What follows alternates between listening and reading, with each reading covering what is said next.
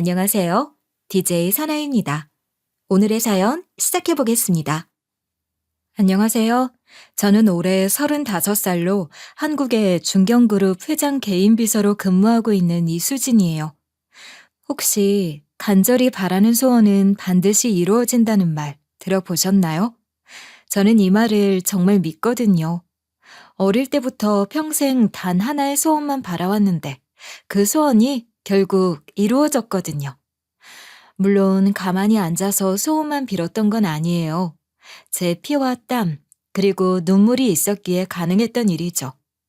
그래서 저와 비슷한 처지에 있거나 저보다 더 힘든 상황에 계신 분들에게 제 이야기로 조금이나마 희망을 드리고 싶어요.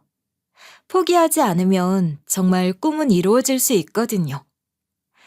저는 생후 5살경부터 청주에 있는 소망의 집 고아원에서 자랐어요. 어릴 때 기억이 거의 없지만 몇 가지만은 정말 또렷하게 남아있는데 누군가 따뜻한 손으로 제 머리를 쓰다듬어 주던 그 부드러운 느낌. 햇살이 가득한 넓은 집에서 까르르 웃으며 뛰어놀던 기억. 그리고 갑자기 낯선 곳에 혼자 남겨졌던 그 막막하고 서늘했던 순간들이 기억나요. 지금도 가끔 그때의 혼란스러움과 무서움이 꿈에 나타날 정도로 생생하게 마치 어제 일처럼 선명하게 느껴지곤 하죠. 그래서 고아원 원장님께서 제게 알려주신 이야기를 들을 때마다 가슴 한편이 먹먹해졌어요. 따뜻한 차 한 잔을 마시며 천천히 들려주시던 이야기는 지금도 기억나고요. 수연아, 네가 우리 고아원에 온 건 1990년 4월 어느 날 새벽이었어. 그때가 정말 쌀쌀했는데 5살쯤 되어 보이는 아이가 청주 시내 버스터미널 근처 벤치에서 발견되었는데 아무리 찾아봐도 신원을 알 수 없어서 우리가 보호하게 됐지. 그럼 절 누가 발견했어요? 근처에서 야채 장사를 하시던 할머니가 발견했는데 그분 말씀으로는 깨끗한 분홍색 원피스에 작은 가방까지 메고 있었다고 하더라. 울지도 않고 누굴 기다리는지 주위를 기웃거리며 그냥 멍하니 앉아 있어서 더 안쓰러웠다고 하셔. 어디서 온 건지는 아무도 모르겠다고 했어. 당시엔 지금처럼 CCTV가 거리마다 설치되어 있지도 않았고 실종아동 신고 시스템도 지금처럼 체계적이지 않아서 찾기가 정말 어려웠다고 하시더라고요. 경찰서에서도 며칠간 수소문해봤지만 아무런 단서를 찾을 수 없었다고 했어요. 그때 제가 핑크색 원피스를 입고 있었다고 말씀하셨는데 기억에서 어렴풋 생각나는 그 원피스는 제가 참 좋아했던 옷이었죠. 또 다른 선명한 기억은 큰 창문이 있는 밝은 방에서 삼촌과 알록달록한 블록을 쌓으며 즐겁게 놀았던 거예요. 얼굴이 정확히 기억나는 건 아니지만 분명히 삼촌이라고 불렀던 누군가와 함께 웃음꽃을 피우며 놀았던 따뜻하고 행복한 기억이 마음 깊숙한 곳에 자리 잡고 있어요. 그분이 절 업어주기도 하고 함께 그림도 그렸던 것 같은데 그런 기억들이 파편에서 흩어져서 완전히 맞춰지지는 않지만 분명히 존재해요.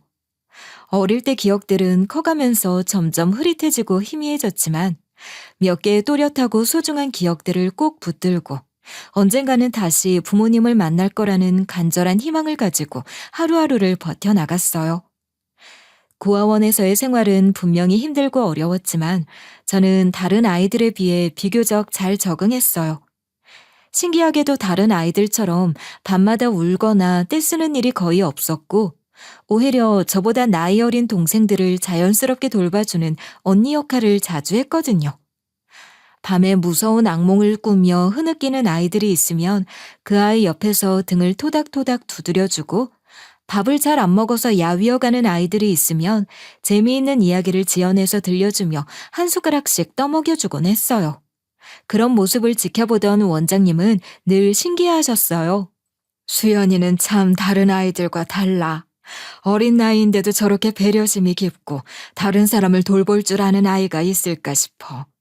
정말 어른스럽고 기특한 아이야. 어떻게 저런 마음을 가지게 되었을까? 정말 그래요. 수연이 덕분에 다른 아이들도 안정감을 찾는 것 같아요. 마치 작은 엄마 같아요. 그러게 말이야. 이 아이의 부모님이 어떤 분들이실까 정말 궁금해. 분명히 사랑을 많이 받고 자란 흔적이 보여. 그런 말씀을 들을 때마다 가슴이 뿌듯하면서도 한편으로는 묘하게 서글펐어요. 어쩌면 제가 다른 사람들을 돌보고 챙기는 일에 이렇게 자연스럽게 익숙한 건 어릴 때 누군가 저를 그렇게 따뜻하게 돌봐줬던 소중한 기억이 몸과 마음 깊숙한 곳에 남아있는 건 아닐까 하는 생각이 자꾸 들었거든요. 고아원에서는 매달 다양한 후원자들이 방문했는데 전 그때마다 호기심이 정말 많았어요. 다른 아이들은 그냥 인사만 하고 조용히 있는데 전 궁금한 게 너무 많아서 쉴 새 없이 질문을 했거든요. 아저씨는 평소에 어떤 일을 하세요? 재미있는 일인가요? 아저씨는 큰 회사에서 일해. 많은 사람들과 함께 좋은 물건을 만드는 일이야. 우와, 정말 멋있어요. 그럼 매일매일 신나세요? 그리고 아저씨 입고 계신 그 멋있는 정장은 어디서 사셨어요? 정말 멋있어 보여요. 질문이 정말 많구나. 아저씨 옷은 백화점에서 샀단다. 나중에 수연이도 크면 예쁜 옷 많이 입을 수 있을 거야. 정말요? 저도 나중에 아저씨처럼 멋있는 일 할 수 있을까요? 어른들은 제 끊임없는 질문에 전혀 귀찮아하지 않고 기꺼이 친절하게 답해줬고 그 소중한 대화 과정에서 자연스럽게 바깥 세상에 대한 많은 것들을 배울 수 있었어요. 그 중에서도 가장 기억에 남고 특별했던 분은 한 기업 회장님이었어요. 그분이 오실 때마다 유독 절 눈여겨보시며 예쁘고 똑똑한 아이라고 큰 손으로 제 머리를 부드럽게 쓰다듬어 주셨는데 그 따뜻한 손길이 꿈에서 느꼈던 포근한 느낌과 너무 비슷해서 마음이 편해지곤 했었어요. 그래서 그분이 오시는 날이면 왠지 모르게 하루 종일 기분이 좋아지고 마음이 따뜻해졌죠. 중고등학교 시절에는 오직 공부에만 온 정신을 집중했었던 기억이에요. 다른 친구들처럼 부모님께 용돈을 받아서 예쁜 옷을 사입거나 비싼 학원을 다닐 수는 없었지만 시립 도서관에서 하루 종일 시간을 보내며 혼자서도 꿋꿋하게 공부했어요. 특히 영어 공부에 유독 재미를 느꼈는데 고아원에서 받은 낡은 영어 동화책을 반복해서 읽고 또 읽으며 스스로 터득해 나갔거든요. 수연이는 정말 성실하고 끈기가 있어. 이런 어려운 환경에서도 이렇게 꾸준히 열심히 하는 게 정말 대단하다. 선생님이 보기에 네가 계속 이렇게 노력하면 좋은 대학에 충분히 갈 수 있을 것 같아. 정말 감사해요, 선생님. 전 꼭 성공해서 나중에 저처럼 어려운 환경에 있는 아이들이나 고아원 같은 곳을 도와주고 싶어요. 그게 제 꿈이에요. 정말 착하고 훌륭한 생각이야. 그런 마음가짐이라면 분명히 꿈을 이룰 수 있을 거야. 대학 진학을 앞두고 진로를 심각하게 고민할 때 전 망설임 없이 경영학과를 선택했는데 이유는 생각보다 단순했어요. 고아원에서 만났던 수많은 후원자들 중 대부분이 회사를 운영하거나 경영직에 종사하는 성공한 사람들이었는데 그분들이 하는 일이 정말 멋있고 의미 있어 보였거든요. 또 경영학을 제대로 배우면 나중에 고아원 같은 사회복지시설을 더 효율적이고 체계적으로 운영할 수 있지 않을까 싶은 구체적인 생각도 있었고요. 다행히 열심히 공부한 덕분에 이화여대 경영학과에 성적 장학생으로 입학할 수 있었어요. 하지만 현실은 녹록치 않았죠. 학비와 빠듯한 생활비를 벌기 위해 과외 아르바이트를 시작해야 했거든요. 처음에는 경험도 없고 자신감도 부족해서 정말 쉽지 않았지만 고아원에서 동생들을 돌보며 자연스럽게 익힌 인내심과 꼼꼼함, 그리고 성실하고 책임감 있는 모습 때문에 점점 학부모들의 든든한 신뢰를 얻을 수 있었어요. 수연 선생님은 정말 꼼꼼하고 열정적이시네요. 우리 아이가 영어를 이렇게 재미있어하고 좋아한 적이 없었는데 선생님 덕분에 성적도 많이 올랐어요. 아이들이 조금씩 발전하고 재미있어하는 모습을 보면 저도 정말 기뻐요. 더더욱 열심히 가르쳐 드릴게요. 과외를 하면서 자연스럽게 다양한 환경의 가정집을 드나들게 되었는데 특히 온 가족이 화목하게 어우러진 따뜻한 가정의 모습을 볼 때마다 마음 한편이 시큰하게 아려왔어요. 가족들이 둘러앉아 정답게 저녁을 먹고 서로 하루 있었던 일들을 재미있게 이야기하며 웃음소리가 끊이지 않는 그런 평범하지만 소중한 일상을 보면 나도 언젠가 저런 따뜻한 가족이 있을 거고 지금 어딘가에서 날 그리워하고 있다는 생각을 자주 하게 되었어요. 졸업을 앞두고 본격적으로 취업을 준비할 때 저는 처음에는 자신만만하게 일반 기업의 경영기획 부서를 지원하려고 했어요. 4년간 열심히 공부해서 좋은 성적도 받았고 과외를 통해 실무 경험도 쌓았다고 생각했거든요. 부모님께서는 어떤 일을 하세요? 집안 분위기는 어떤가요? 죄송하지만 전 어릴 때부터 고아원에서 자랐습니다. 부모님에 대해서는 잘 모르겠어요. 아, 그렇군요. 그럼 다음 질문으로 넘어가겠습니다. 경제적으로 어려움은 없었나요? 과외 아르바이트를 하면서 학비와 생활비를 해결했습니다. 오히려 그 경험을 통해 책임감과 인내심을 기를 수 있었다고 생각해요. 고아원 출신이라고 밝히는 순간마다 면접관들의 표정에서 미묘한 변화를 감지할 수 있었어요. 동정 어린 시선이거나 아니면 살짝 부담스러워하는 기색이거나. 어떤 면접관은 노골적으로 가정 환경이 불안정하면 업무 집중도에 영향을 줄 수 있지 않냐고 묻기도 했어요. 그럴 때마다 가슴이 철렁 내려앉으면서 제가 뭔가 부족한 사람인 것처럼 느껴져서 정말 괴로웠어요. 몇 번의 연속된 탈락을 경험하면서 점점 자신감이 떨어지고 깊은 좌절감에 빠져들었어요. 그러던 어느 날, 우연히 인터넷을 뒤지다가 대기업 비서직 채용 공고를 발견하게 되었어요. 경영학 전공자 우대, 외국어 능력 필수, 꼼꼼하고 성실한 인재 모집이라는 조건을 보는 순간 이거다 싶었어요. 제가 그동안 쌓아온 모든 것들이 딱 맞아 떨어지는 느낌이었거든요. 무엇보다 비서라는 직업 자체가 고아원에서 자연스럽게 익힌 여러 사람들을 세심하게 도우며 뒤에서 조용히 지원하는 역할과 너무나 잘 맞는다는 생각이 들었어요. 누군가를 뒤에서 묵묵히 지원하고 돕는 일에 어릴 때부터 자연스럽게 익숙해져 있었고, 그런 일을 할 때 진정한 보람과 성취감을 느꼈기 때문에 이번에야말로 제 길을 찾은 것 같다는 확신이 들었어요. 드디어 중견그룹인 성원그룹 비서실에 입사하게 된 첫 해는 정말 상상했던 것보다 훨씬 더 험난하고 힘들었어요. 화려해 보이는 대기업 비서실이라는 곳이 생각보다 훨씬 치열하고 냉혹한 곳이었거든요. 특히 저처럼 뚜렷한 백그라운드나 인맥이 전혀 없는 신입사원에게는 더욱 가혹하고 차가운 현실이 기다리고 있었어요. 첫 출근 날부터 느꼈는데 선배 비서들의 시선이 심상치 않더라고요. 선배 비서들은 절 보는 눈빛부터가 달랐어요. 마치 저희가 여기서 버틸 수 있을까라는 의구심이 가득한 표정이었죠. 그 중에서도 가장 노골적으로 절 무시하는 분이 있었는데 바로 김미경 비서였는데 45세의 20년 경력 베테랑으로 서울대 행정학과 출신의 아버지가 고등법원 판사라는 화려한 엘리트 가문 출신이셨거든요. 회사 내에서도 웬만한 임원들보다 입김이 센 실력자였는데 저에게만은 유독 차갑고 까다로웠어요. 고아원 출신이 뭘 안다고 여기까지 왔을까? 대체 윗선에서 뭘 보고 이젠 개나 소나 다 뽑으면 뭘 어쩌자는 건지. 첫 주에 들은 말인데 지금도 생생하게 기억날 정도로 그때 얼마나 당황스럽고 마음이 아팠는지 몰라요.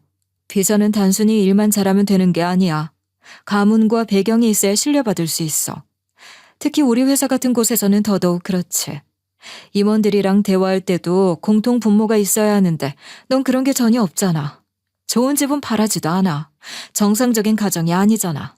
대체 뭘 알 수 있겠어? 정말 직설적이고 노골적으로 무시하는 말투로 그런 말을 들을 때마다 가슴이 답답하고 숨이 막힐 것 같았지만 여기서 포기할 수는 없다는 생각으로 꾹 참았어요. 더 괴로웠던 건 김 비서가 의도적으로 절 힘들게 만들었다는 거예요. 중요한 업무 미팅에서도 저만 쏙 빼고 다른 신입들은 다 참석시키거나 아직 경험이 부족하거나 일단 뒤에서 참관만 하라며 저에게 핵심적인 정보들을 공유하지 않아서 자연스럽게 실수하게 만들기도 했어요. 심지어 다른 신입들에게는 친절하게 하나하나 알려주는 사내 규칙이나 각 임원들의 성향, 선호도 같은 중요한 정보들도 저에게만은 절대 알려주지 않아서 정말 힘들었던 기억이에요. 김 비서님, 혹시 오늘 회의 자료 준비할 때 주의사항이 있을까요? 그런 건 네가 알아서 해야지. 매번 물어볼 거야? 여기 학교야? 죄송합니다. 좀 더 신경 쓰겠습니다. 신경 쓴다고 되는 게 아니야. 타고난 센스가 있어야 하는 건데. 됐어. 뭘 알겠어, 네가. 이런 식으로 계속 제가 부족한 사람인 것처럼 만들어버리는 거예요. 정말 억울하고 분했지만 참을 수밖에 없었는데 가장 힘들고 절망적이었던 순간은 대주주 미팅 준비 때였어요. 저에게 처음으로 큰 업무가 맡겨졌는데 3주 동안 정말 밤새워가며 시장 분석부터 경쟁사 동향, 신규 사업 아이템까지 꼼꼼하게 조사해서 완벽한 자료를 준비했거든요.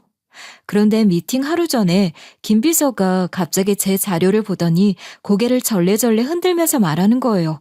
이런 식으로는 절대 안 돼. 우리 회사 수준에 전혀 맞지 않아. 대주주들 앞에서 이런 걸 내놓으면 회사 망신이야. 학교 발표해야 하는 것도 아니고. 그럼 어떤 부분을 수정해야 할까요? 구체적으로 알려주시면. 그것까지 내가 다 가르쳐줘야 해? 알아서 해. 내일까지 완전히 새로 만들어 와.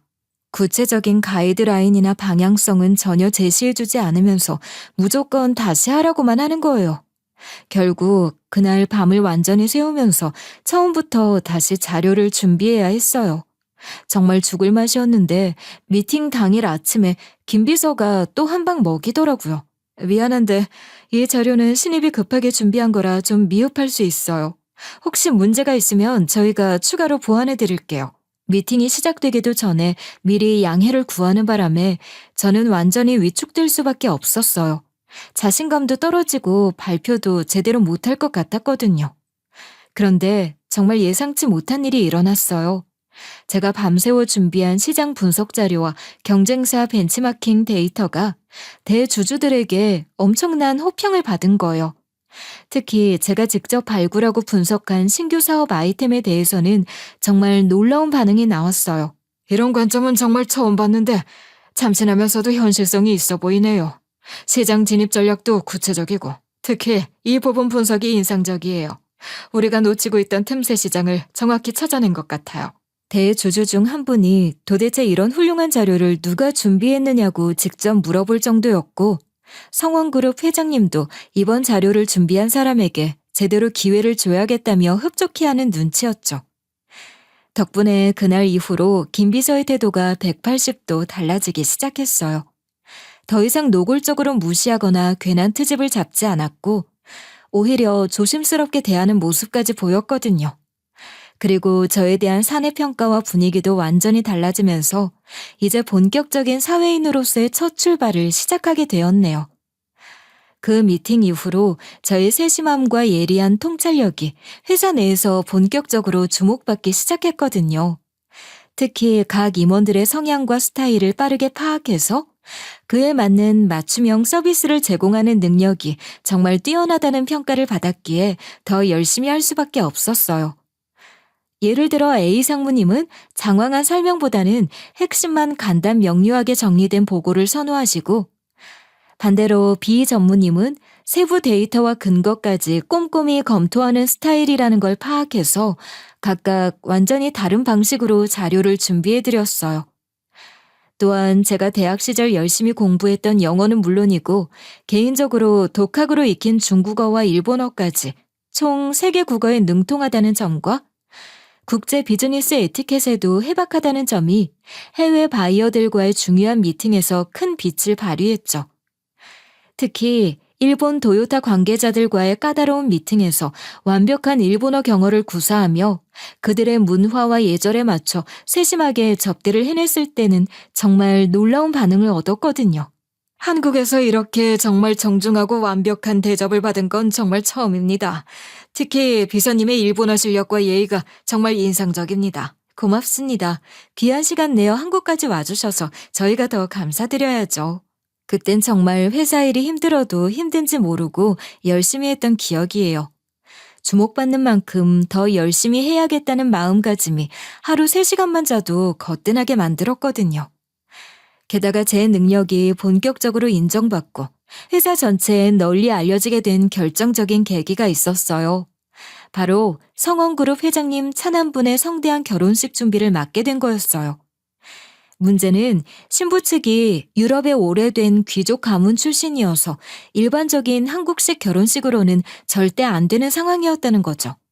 정말 까다롭고 복잡한 유럽 왕실 예절과 전통적인 절차들이 모두 필요했거든요.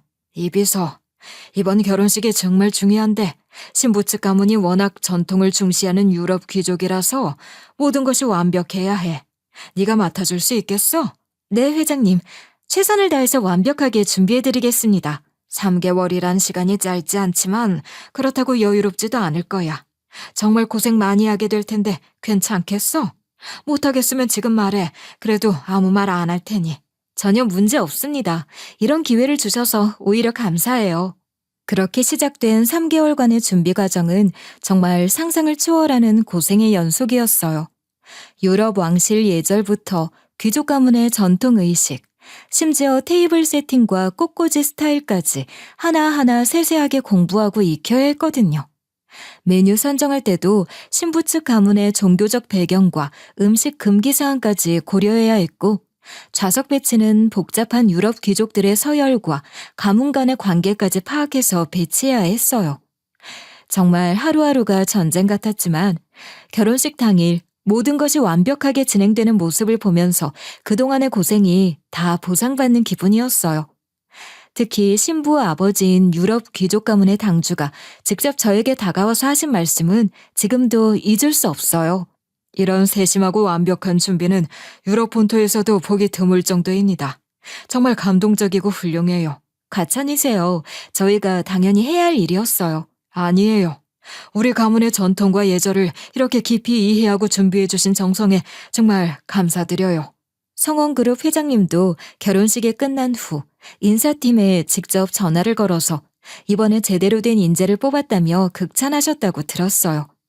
그런데 이 결혼식 이야기가 업계 전체에 소문이 나면서 예상치 못한 일들이 벌어지기 시작했죠. 다른 대기업 그룹들에서도 저에게 관심을 보이기 시작한 거예요.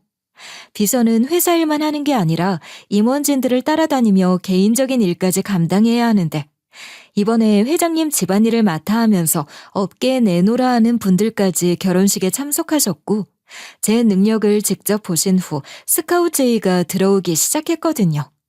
특히 성원그룹보다 훨씬 더 큰 규모를 자랑하는 한즈그룹에서 직접 스카우트 제의가 들어왔죠. 이 비서님, 저희 회장님 개인 비서 자리가 공석인데 당신 같은 뛰어난 인재가 꼭 필요합니다. 갑작스러운 제의라서 좀 당황스럽네요. 저희 회장님께서도 이 비서님 소식을 들으셨어요. 결혼식엔 직접 참석 못하셨지만 워낙 업계에 소문이 자자해서 빨리 모시고 오라셨습니다.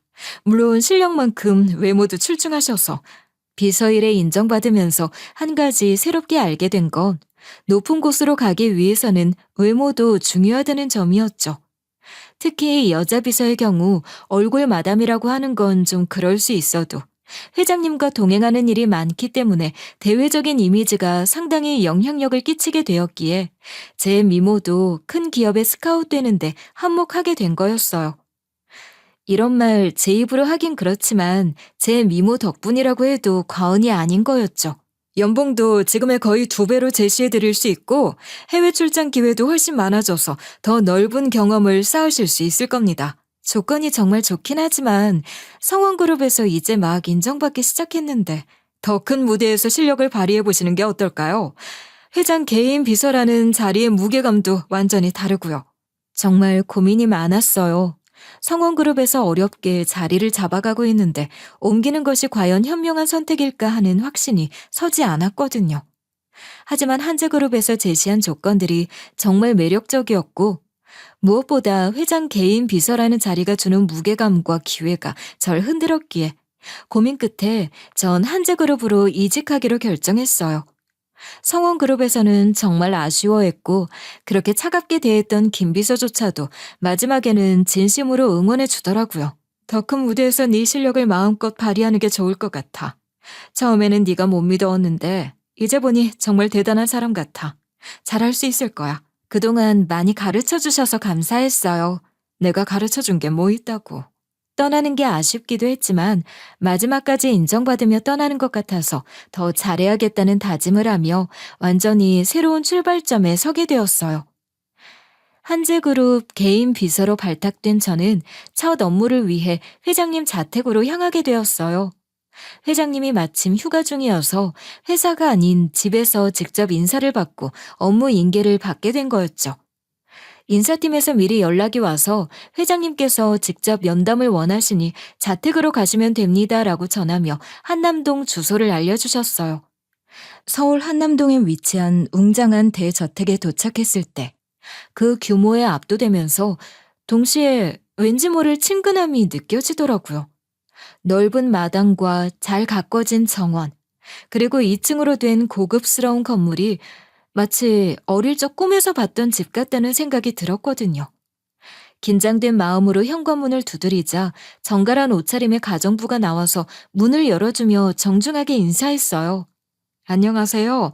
이수연 비서님이시죠? 실장님이 기다리고 계세요. 집 안으로 들어가니 정말 고급스러운 인테리어와 곳곳에 배치된 예술품들이 눈에 들어왔어요. 그런데 이상하게도 처음 와본 곳인데 낯설지 않은 느낌이었는데 잠시 후 50대 중반으로 보이는 단정한 신사분이 나타나서 절 반갑게 맞아주셨어요. 이수연 비서님, 만나서 반갑습니다. 저는 회장님 비서일을 총괄하는 박 실장입니다. 안녕하세요. 잘 부탁드리겠습니다. 회장님 개인 비서이긴 하지만 워낙 업무가 많아서 혼자서는 감당하기 어려워요. 저와 팀을 이루어 움직이게 될 테니 부담 갖지 마세요. 생각보다 따뜻하게 맞아주시는 실장님을 보면서 조금 안심이 되었지만 곧 만나게 될 회장님을 생각하니 더욱 긴장이 되었어요. 깊게 숨을 들이마시며 마음을 다잡고 회장님이 계신다는 2층으로 이동하기 위해 실장님을 따라 넓은 계단으로 향했죠. 계단 양쪽 벽면에는 가족 사진들이 액자에 담겨 그림처럼 정갈하게 걸려 있었는데 행복하게 보이는 가족의 모습들을 지나치며 올라가는데 문득 한 장의 사진이 제 시선을 사로잡았어요. 순간 잘못 봤나 싶어서 올라가던 발걸음을 멈추고 2계단을 다시 내려왔죠.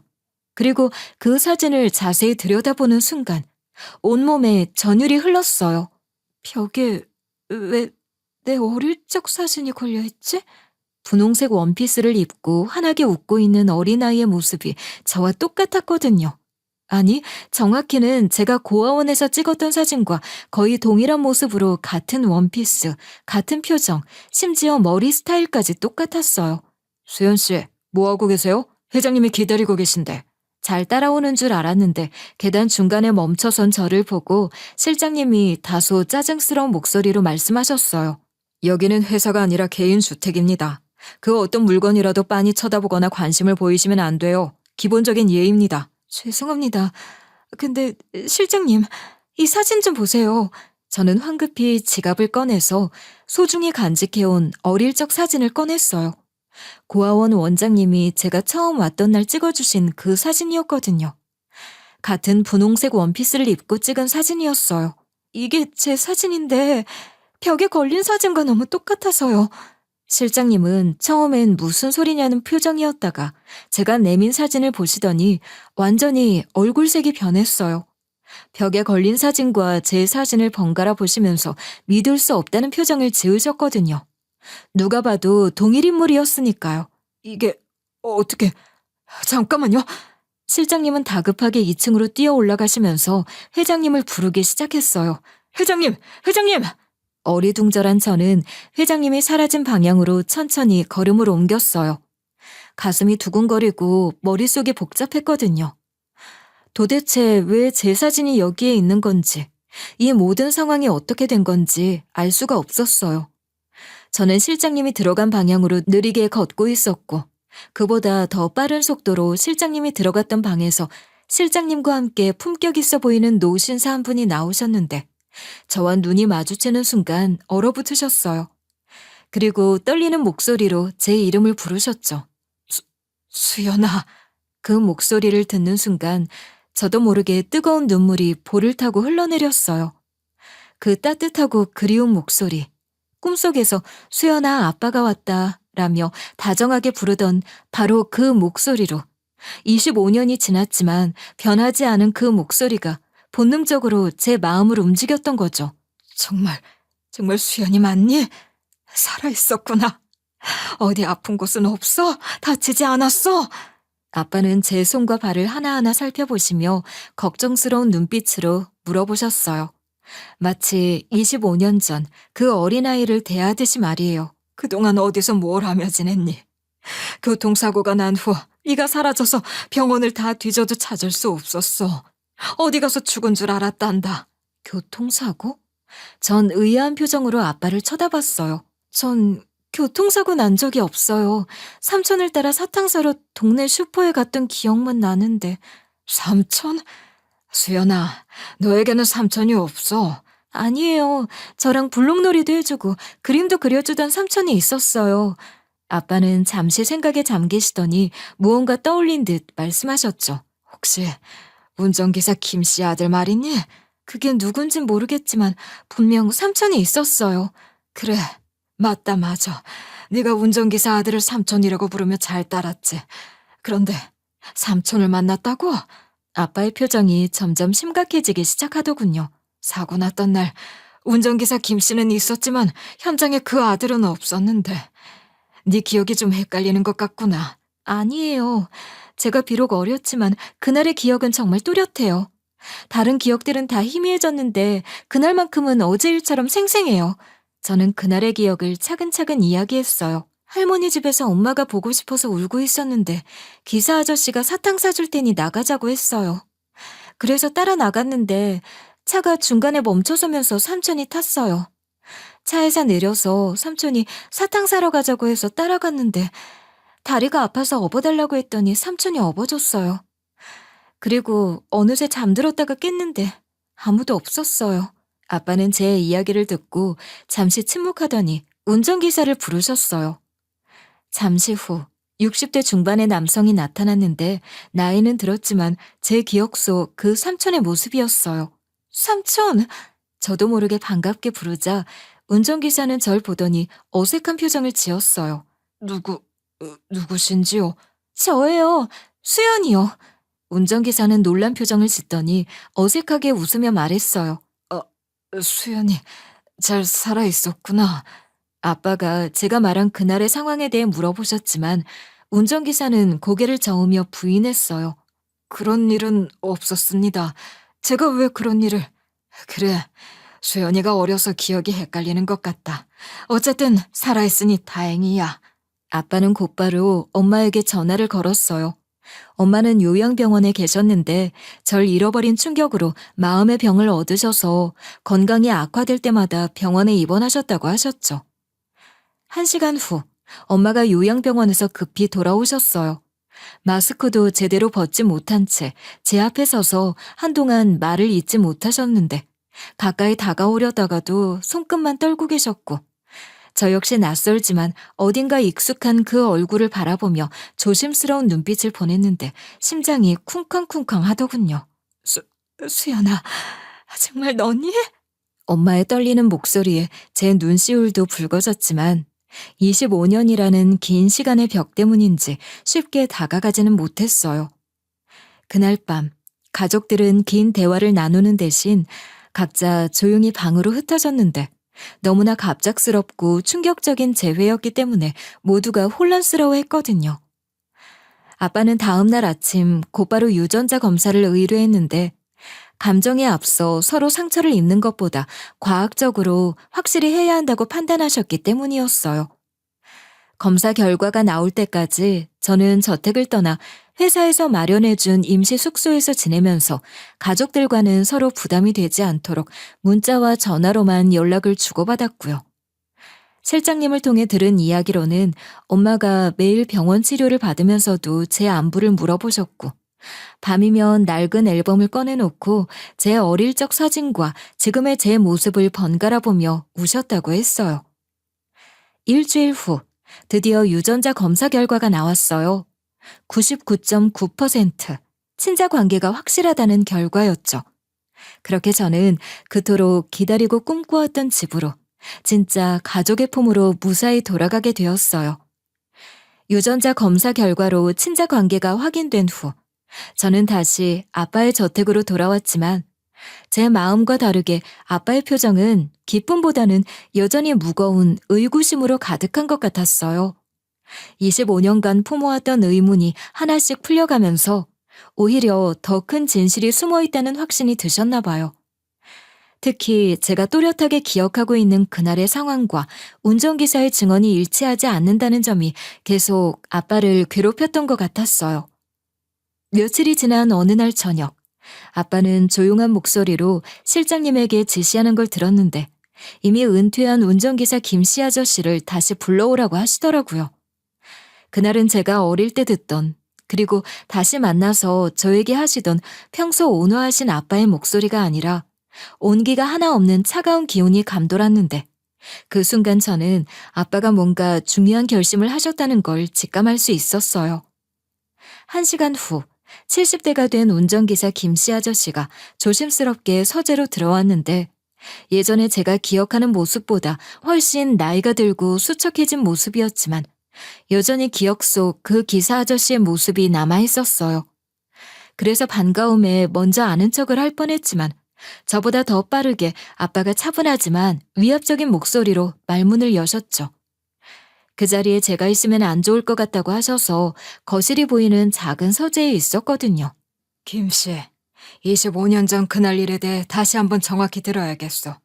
거짓 없이 말한다면 용서해 주겠지만 거짓말이 단 하나라도 들어간다면 가만히 있지 않을 거요. 회장님, 그때 일은 이미 다 말씀드렸는데 왜 이제 와서 이러시는지. 내 딸이 다시 돌아왔다는 건 들어서 알 거라고 생각해요.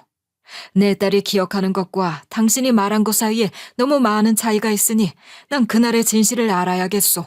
김 씨의 얼굴이 순간 굳어지는 게 보이면서 손끝이 미세하게 떨리기 시작했고 시선을 아래로 떨구며 회피하려는 모습이 역력했어요. 회장님이 아시다시피 그날 전 사고를 당해 기억을 하지 못합니다. 그런데 말이죠, 김 씨. 최근에 흥미로운 제보가 들어왔어요. 그날 사고 현장 근처에서 당신 아들이 목격되었다는 증언이 있더군요. 사실 아빠가 한 말은 제 말을 토대로 그럴 수 있다는 압박용 허위 사실이라 실제로 명확한 증거가 없었지만 아빠의 정보력과 영향력을 누구보다 잘 알고 있던 김 씨는 그 말을 사실로 받아들였나 봐요. 얼굴이 창백해지면서 식은땀이 이마에 맺히기 시작했거든요. 난 내 모든 것을 총동원해서라도 그날의 진실을 알아야겠소. 아무 죄 없는 내 딸이 우연이 아니라 계획하에 그 고생을 했다면 난 가만히 있지 않을 생각이요.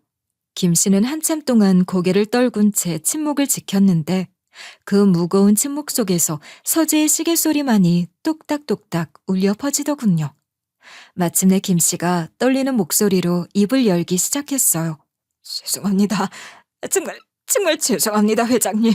그 순간 아빠의 얼굴이 차갑게 굳어졌어요. 예상했던 일이지만 실제로 배신의 고백을 듣는 순간의 충격은 상상 이상이었던 것 같아요. 그날 수연이가 엄마를 보고 싶다며 울던 것을 달래려고 사탕을 사주겠다고 집 밖으로 데리고 나갔습니다. 그리고 근처에서 기다리고 있던 제 아들과 만나. 그러니까 수연이 기억이 사실이었다는 말이고. 죄송합니다, 회장님. 정말 죽을 죄를 지었습니다. 그때 정말 급하게 돈이 필요해서. 아빠의 주먹이 책상을 내리치는 소리가 서재 전체에 울려 퍼졌어요. 그 소리에 저도 깜짝 놀랄 정도로 엄청난 분노가 담겨 있었어요. 돈이 필요하다고 감히 내 딸을 이용해서 돈을 뜯어낼 생각을 했다니. 죄송합니다. 며칠만 데려다 놓고 돈이 마련되면 바로 돌려보낼 생각이었습니다. 정말입니다. 김 씨는 떨리는 목소리로 그날의 상황을 자세히 털어놨어요. 길을 걷던 중 갑자기 튀어나온 고양이를 피하려다가 차량이 전봇대를 들이받는 진짜 사고가 났고 김 씨는 그 충격으로 정신을 잃었다고 했어요. 그 사이 김 씨의 아들이 절 데리고 도망쳤다는 거였죠. 아들이 계획대로 수연이를 데리고 가려고 했는데 예상보다 사고가 크게 나면서 모든 게 꼬였어요. 회장님께서 경찰과 언론까지 총동원해서 수색을 벌이시니까 그래서 내 딸을 버린 거요. 겁이 났습니다. 돌이킬 수 없을 정도로 일이 커져서 결국 청주 외곽에. 그 말을 듣는 순간 아빠의 얼굴이 분노로 일그러졌어요. 제가 그렇게 버려졌다는 사실을 확인하는 순간이었거든요. 그렇게 쉽게 그 어린 5살 아이를. 정말 죄송합니다. 평생 죄책감에 시달렸습니다. 그래서 운전직도 내려놓고 바로 은퇴했어요. 김 씨는 계속해서 그 이후의 상황을 설명했어요. 자신은 죄책감 때문에 운전을 할 수 없게 되었고 아들이 자연스럽게 운전기사 자리를 이어받았지만 그 누구에게도 이 끔찍한 비밀을 털어놓지 못했다고 말이에요. 아들도 그 이후로 평생 괴로워했습니다. 수연이를 그렇게 버리고 온 후로는 괴로워했다고? 그럼 왜 25년 동안 입을 다물고 있었던 건 왜지? 내가 미쳐가면서 딸을 찾아 헤매는 걸 누구보다 가까이서 봤으면서. 아빠의 목소리가 점점 높아졌어요. 25년간 쌓여온 고통과 분노가 한꺼번에 터져나오는 것 같았어요. 내 아내가 그 충격으로 정신병까지 얻어서 지금까지 고생하고 있는데 당신들은 그 모든 걸 알면서도 모른 척하고 있었던 거잖아. 그 모든 진실을 듣고 나서 아빠는 즉시 법무팀에 연락을 했어요. 차가우면서도 단호한 목소리로 지시하셨어요. 법무팀장, 지금 즉시 경찰에 신고하고 재조사를 의뢰하세요. 25년 전 내 딸 유괴 사건의 진범을 찾았습니다. 그렇게 김 씨와 그의 아들은 절 계획적으로 유괴한 혐의로 경찰에 체포되어 정식 수사를 받게 되었어요. 치밀한 공모와 유기 사실이 이미 자백으로 입증되었고 무엇보다 25년 동안 진실을 숨긴 채 뻔뻔하게 살아온 점에서 엄중한 처벌이 불가피하다는 판단이 내려졌죠. 모든 상황을 처리하게 하신 뒤 아빠는 조용한 목소리로 저에게 제안을 하셨어요. 이제 비서가 아닌 제대로 된 경영 실무를 배워보는 게 어떻겠냐고 말이에요. 수연아, 네가 지금까지 보여준 능력들을 보면 단순히 누군가를 보조하는 역할보단 직접 무언가를 이끌어가는 게 더 맞는 것 같구나. 네? 제가요? 그래. 너는 꼭 아빠를 닮았어. 네 오빠들은 어릴 적부터 예술에만 관심이 있었어. 큰오빠는 해외에서 음악 활동을 하고 있고 둘째는 미술 전공으로 전시 활동을 하고 있거든. 둘 다 회사 경영에는 전혀 관심이 없어. 그러지 않아도 회사를 물려줄 사람이 없어서 늘 불안했는데. 그러면서 아빠는 비서가 된 후 벌였던 활약에 대해 익히 들어 알고 있기에 충분히 자질이 있다고 판단하신다고 하셨어요. 물론 아직 배워야 할 게 많지만 네가 가진 기본 소양과 성격을 보면 분명히 훌륭한 경영자가 될 수 있을 거야. 정말 제가 할 수 있을까요? 당연하지. 25년 동안 혼자서도 이렇게 훌륭하게 자라났는데 이제는 아빠가 옆에서 도와줄 테니까 더욱 잘할 수 있을 거야. 그렇게 아빠는 조용히 저를 전략기획실로 발령내셨어요. 외부에는 그룹의 핵심 인재로 전환한다고 발표했지만 회사 내부에서는 모두가 알고 있었어요. 제가 후계 구도에 포함되었다는 것을 말이에요. 사건이 일단락되고 나서 가장 놀라운 변화는 엄마의 모습이었어요. 25년간 절 잃었다는 죄책감과 그리움으로 깊은 우울증에 시달리시며 정기적으로 요양병원을 드나들어야 했던 엄마가 제가 돌아온 후 마치 다른 사람이 된 것처럼 활기를 되찾으시기 시작했거든요. 매일 아침 일찍 일어나셔서 정원 가꾸기를 시작하셨고 예전에 즐겨 하시던 요리도 다시 시작하시면서 절 위한 특별한 메뉴들을 연구하며 잃어버린 25년의 세월을 조금이라도 채우려고 애쓰시는 모습이 정말 애틋하고 고마웠어요. 수연아, 네가 어릴 때 제일 좋아했던 음식이 뭐였는지 기억나니? 엄마가 다 까먹어서 이제라도 네가 좋아하는 걸 다 해주고 싶은데. 엄마, 저도 어릴 때 기억이 많이 흐릿해요. 하지만 지금 엄마가 해주시는 모든 음식이 다 맛있어요. 그래도 뭔가 특별히 해주고 싶어. 다른 엄마들은 다 자식 입맛을 꿰고 있는데 나만 모르니까 속상해.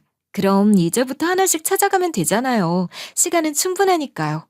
또한 아빠께서는 제가 경영 실무를 배우는 동안에도 개인적인 시간을 소중히 여기라고 당부하시면서 회사 일과는 별개로 가족과의 시간을 충분히 가지라고 배려해 주셨어요. 이 모든 일이 마무리된 후 저는 정말 감회가 깊었어요. 25년 동안 꿈꿔왔던 가족을 찾았을 뿐만 아니라 그 끔찍한 진실까지 밝혀내면서 정의가 실현되는 것을 직접 목격했거든요. 김 씨 부자는 결국 법의 심판을 받게 되었고 저는 원래 있어야 할 자리로 돌아가게 되었어요. 결국 운전기사 김 씨는 절 계획적으로 유괴한 혐의로 구속되었으며 고령인 점을 고려해 교도소 내 의료시설에서 복역 중이에요. 그의 아들 역시 공모 정황이 명백히 입증되어 실형 선고를 받고 일반 교정시설에 수감되었죠. 당시 두 사람은 끝까지 죄의 무게를 회피하려고 했지만 25년의 자백과 명확한 정황, 그리고 무엇보다 오랜 침묵 자체가 법정에서 더욱 무겁게 작용했어요.